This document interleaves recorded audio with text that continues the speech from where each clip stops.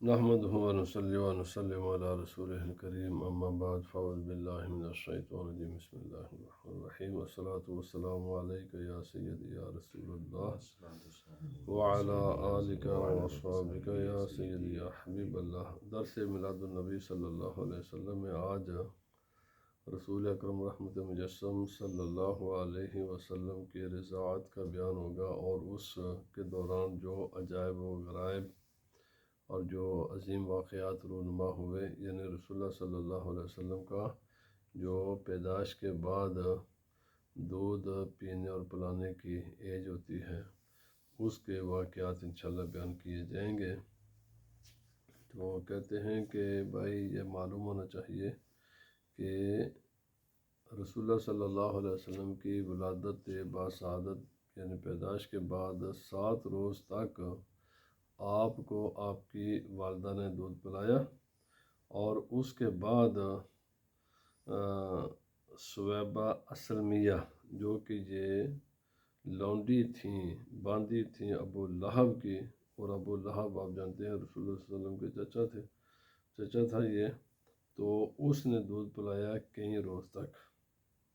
اور جب یہ سویبہ دودھ پلا رہی تھیں رسول اللہ صلی اللہ علیہ وسلم کو، تو اسی دوران ان کے ساتھ ابا سلمہ یہ بے لبان ابن ہے مسروح، تو ان کا بیٹا مسروح بھی دودھ پی رہا تھا، اور یہی یعنی سویبہ انہوں ہی نے دودھ پلایا تھا رسول اللہ صلی اللہ علیہ وسلم کے چچا حضرت حمزہ رضی اللہ تعالی عنہ کو۔ تو اس اعتبار سے سویبہ یہ رضائی ماں ہیں نبی پاک صلی اللہ علیہ وسلم کی بھی، اور حضرت امیر حمزہ رضی اللہ تعالی عنہ کی بھی، اور رسول اللہ صلی اللہ علیہ وسلم کا حضرت امیر حمزہ رضی اللہ تعالی عنہ کے ساتھ ایک تو چاچے کا رشتہ ہے، اور دوسرا یہ رضائی رشتہ بھی ہے حضرت امیر حمزہ رضی اللہ تعالی عنہ کے ساتھ۔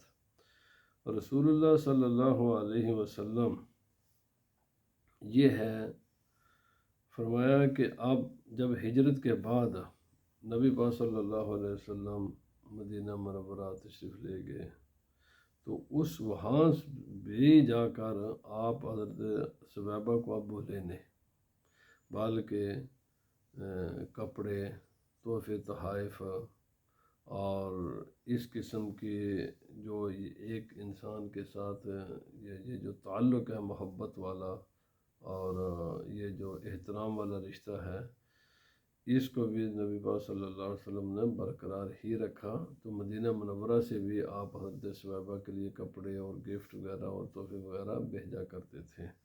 تو جب اپنے رضائی ماں کی اتنی آپ خیال رکھتے تو اندازہ خود ہی لگا لیں۔ اور اس میں سبق ہے ہمارے لیے بھی کہ کسی بھی انسان نے کسی بھی اعتبار سے ہماری پرورش کی ہے، کوئی اپنا ہمارا چچا ہے، تایا ہے، کوئی دوست ہے، کوئی احباب ہے، کوئی بھی انسان ہے جس نے بھی کسی کے پرورش میں کوئی بھی حصہ لیا ہو، تو ہمیں چاہیے کہ ان کے ساتھ ہمیشہ حسن سلوک کرتے رہیں اور ان کی اس خدمت کو یاد رکھیں۔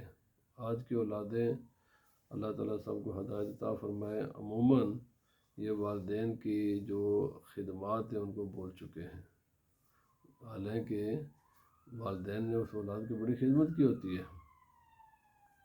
تو نبی پاک صلی اللہ علیہ وسلم نے تو صرف اتنا کہ انہوں نے دودھ پلایا تھا، اور مکہ معظمہ سے آپ ہجرت بھی فرما کر مدینہ طیبہ بھی تشریف لے گئے، لیکن اس کے باوجود وہاں سے بھی آپ اپنی رضائی ماں کو یاد رکھتے تھے۔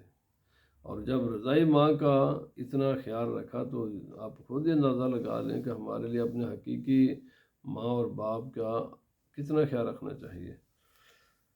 اس بات میں سیرت نگاروں میں اور مورخین میں اختلاف ہے کہ سویبہ یہ انہوں نے اسلام قبول کیا یا قبول نہ کیا، اس میں کہتے ہیں اختلاف ہے۔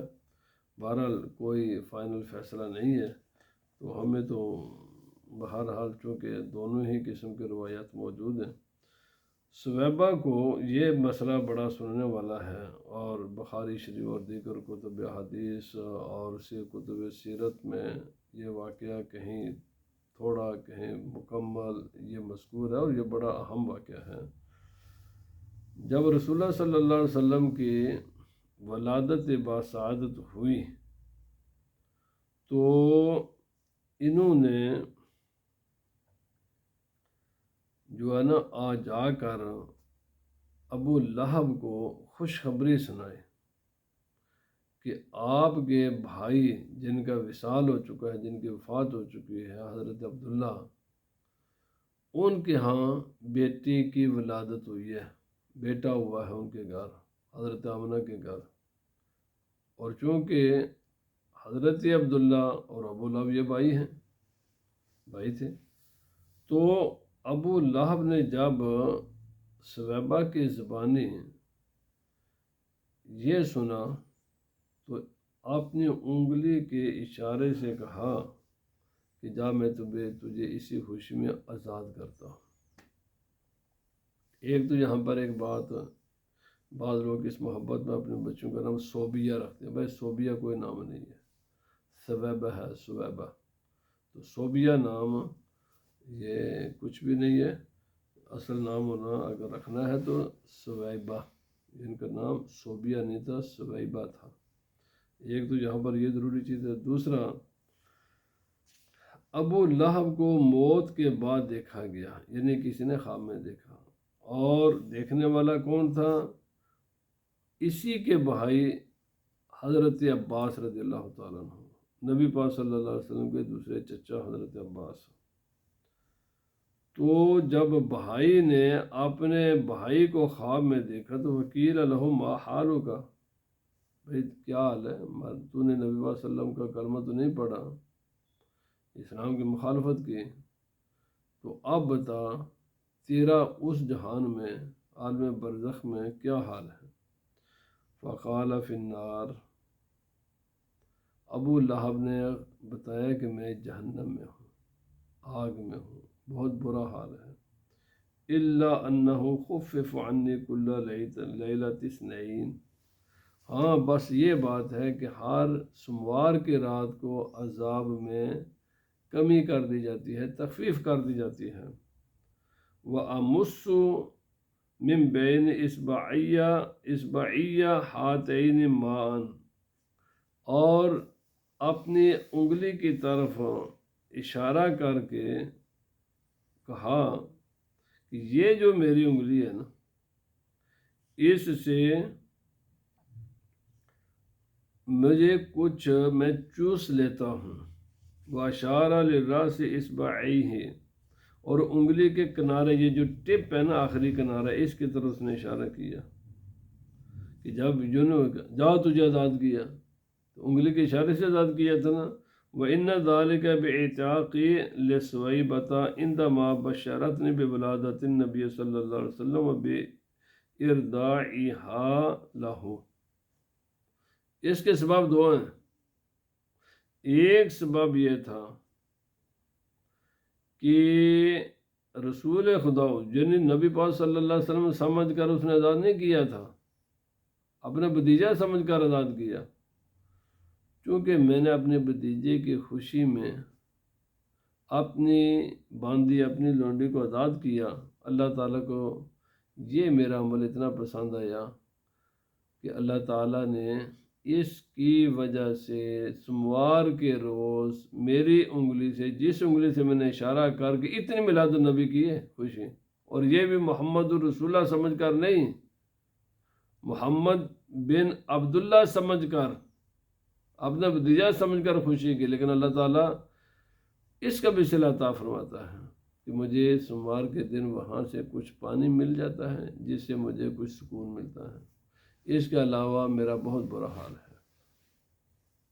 ایک دوسرا، چونکہ اس صویبہ کا میرے ساتھ ایک تعلق ہے، وہ میری لونڈی تھی، اور اس نے رسول اللہ صلی اللہ علیہ وسلم کو دودھ پلایا تھا، اس دودھ پلانے کی وجہ سے اتنی خدمت کی ہے، اس کی صلے میں اللہ تعالیٰ مجھے سوموار کے دن مجھے یہ نعمت عطا فرماتا ہے۔ اندازہ کیجیے اگر رسول اللہ صلی اللہ علیہ وسلم کو اتنی کوئی خدمت کر دے کہ دودھ پلا دے، اور پھر اس کا صلہ جس کی وہ ہے باندھی، اس کے مالک کیا اللہ تعالیٰ اس کا صلہ عطا فرمائے، تو آج اگر کوئی رسول اللہ صلی اللہ علیہ وسلم کے دین کی خدمت کرے، علم دین پہلے حاصل کرے، پھر آگے اپنے بچوں کو اور دوسرے مخلوق خدا تک یہ دین پہنچائے، تو بھائی اس کی کیا عظمت، کیا اللہ تعالیٰ اسے صلہ نہیں عطا فرمائے گا؟ یقیناً عطا فرمائے گا۔ ابن جزری کہتے ہیں، عرف التعریف بڑی مشہور کتاب ہے آپ کی، اور یہ تقریباً 700 سال آج سے پہلے لکھی گئی کتاب ہے۔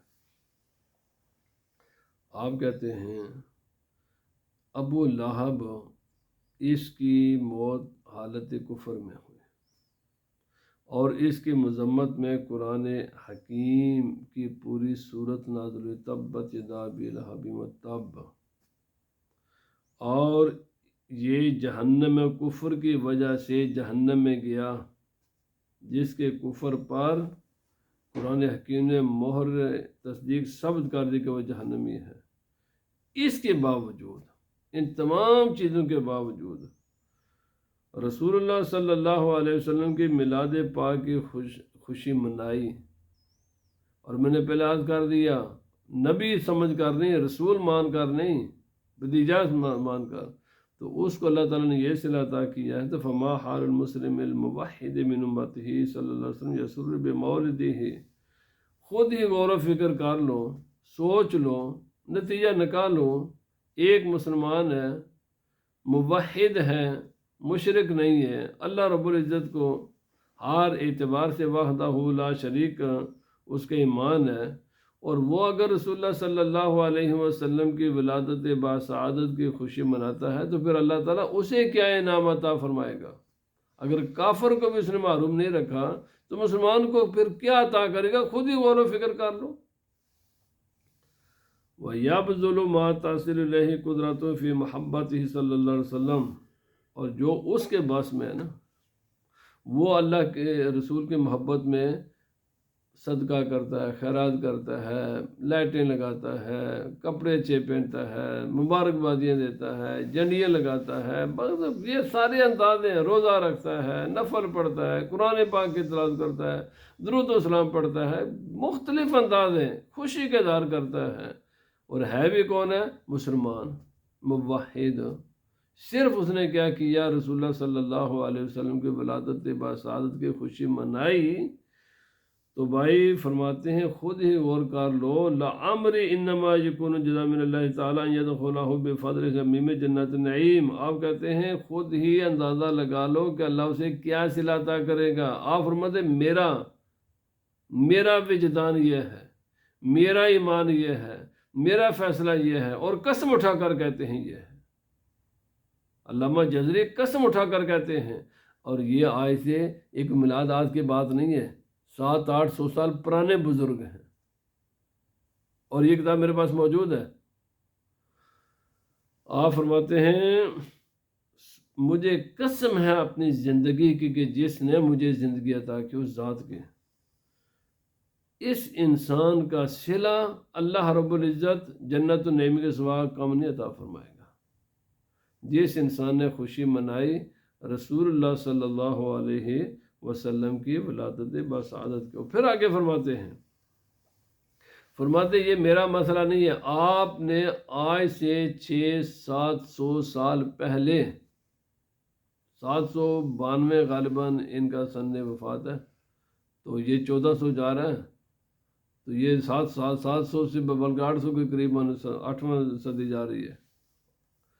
آپ فرماتے ہیں اپنے اس وقت کہ جب نبی پاک صلی اللہ علیہ وسلم کا مہینہ آتا ہے، اہل اسلام دنیا میں پھیلے ہوئے مسلمان، آپ اپنے زمانے سے پہلے لوگوں کی بات اور اپنے زمانے کے لوگوں کی باتیں کہتے ہیں، یہ نہیں کہتے آج، فرمایا لا زالہ، ہمیشہ سے ہمارے جو میرے آبا و اجداد اور باقی دنیا میں رہنے والے جو مسلمان ہیں، یہ ہمیشہ سے یہ عمل کرتے آ رہے۔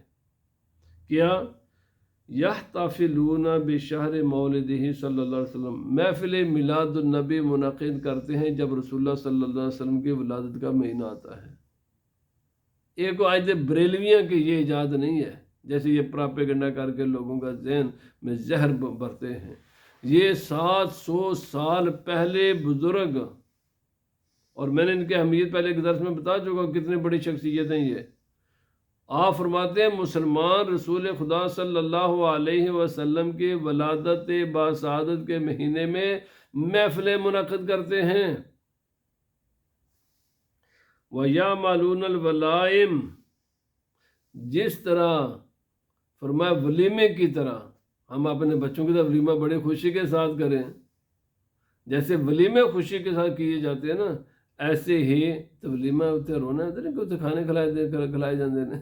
بھائی سنو آپ کیا کہتے ہیں، یا معلوم الولائم، ولیمے کی طرح معاملہ کرتے ہیں، دیگیں کھانے پکتے ہیں، لنگر تقسیم ہوتے ہیں۔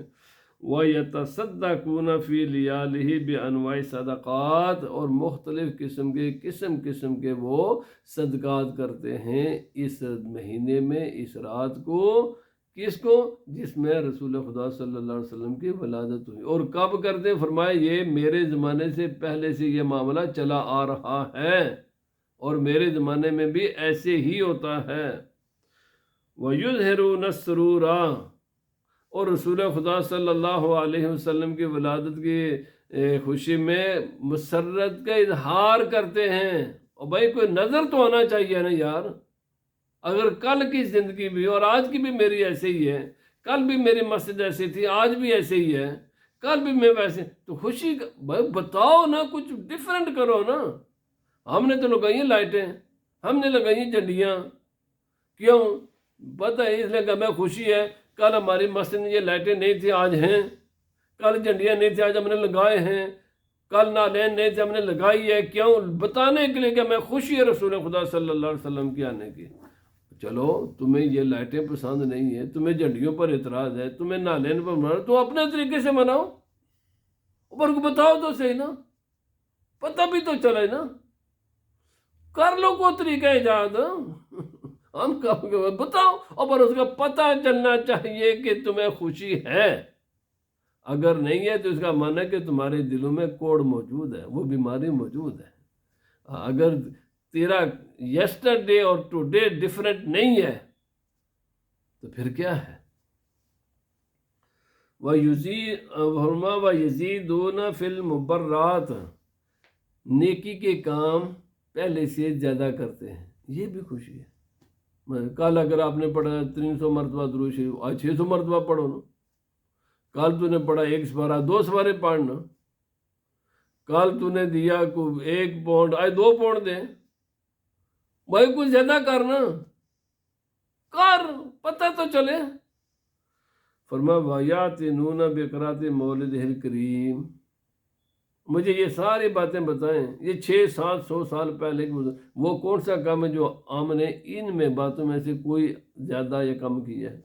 فرمایا بڑے اہتمام کے ساتھ رسول اللہ صلی اللہ علیہ وسلم کی ولادت باسعادت کے واقعات جو محدثین نے نقل فرمائے ہیں، جو کچھ کتابوں میں لکھے ہوئے ہیں، وہ خود بھی پڑھتے ہیں، دوسروں کو بھی پڑھ کر سناتے ہیں، بتاتے ہیں، عام کرتے ہیں یہ چیزیں۔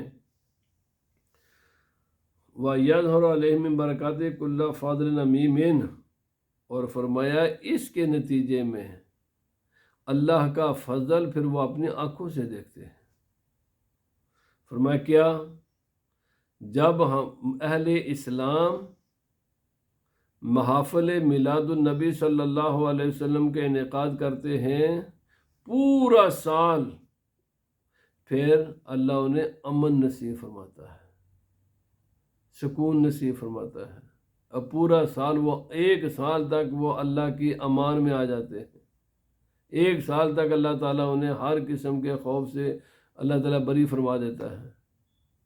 جب سے یہ مسئلہ، تو اب کبھی کسی کا خوف، کبھی کسی کا خوف، بھائی اللہ کے بندو، اگر خوف سے جان چھڑانی ہے تو پھر محافل میلاد کے انعقاد کیا کرو، پھر اس کے برکتیں دیکھو۔